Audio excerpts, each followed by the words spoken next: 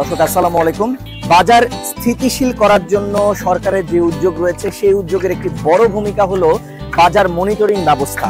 ভোক্তা অধিকার কর্তৃক যদি এই মনিটরিং ব্যবস্থা প্রতিনিয়ত চালু থাকে, সেক্ষেত্রে এই আড়তদার বা পাইকার থেকে খুচরা বিক্রেতারা আসলে যে পরিমাণ বা যে দামে পণ্য ক্রয় করে থাকেন তার থেকে অধিক মূল্যে তারা তাদের খুচরা পর্যায়ে আসলে বিক্রি করে থাকেন।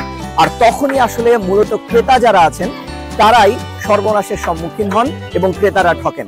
অনেক সময় যে এটা অনেক বাজার মনিটরিং বা ভোক্তা অধিকার আসলে আমাদের কাছ থেকে যে রেটটা নেয় আর মার্কেটে খুচরা বাজারে ওরা কি তার চেয়ে বেশি বিক্রি করে কিনা, যে যেটা তদারকি মার্কেট মনিটরিং করতেছে, এটা ঠিক আছে।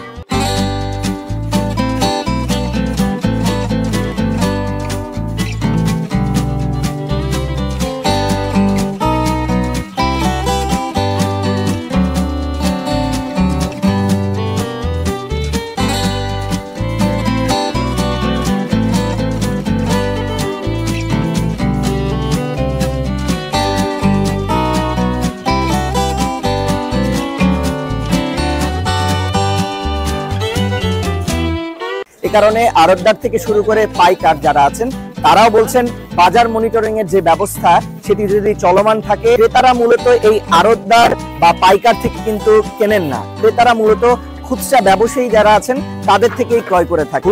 আমাদের পাইকারি বাজার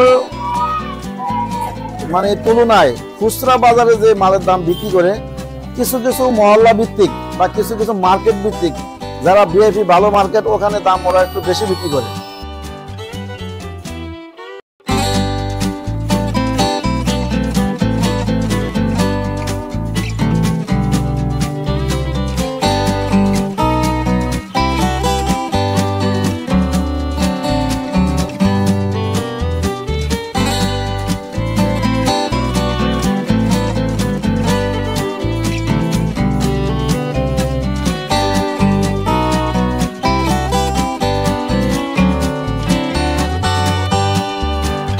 যেটা মনে করেন লোকাল মার্কেট, আমাদের এই মার্কেট থেকে 11 নম্বর মার্কেটে বিক্রি করে, ওরা মনে করেন যে অনেকটা কম বিক্রি করে, ন্যায়ও কম দামে বিভিন্ন কোয়ালিটির মাল একটু কম দামে বিক্রি করে।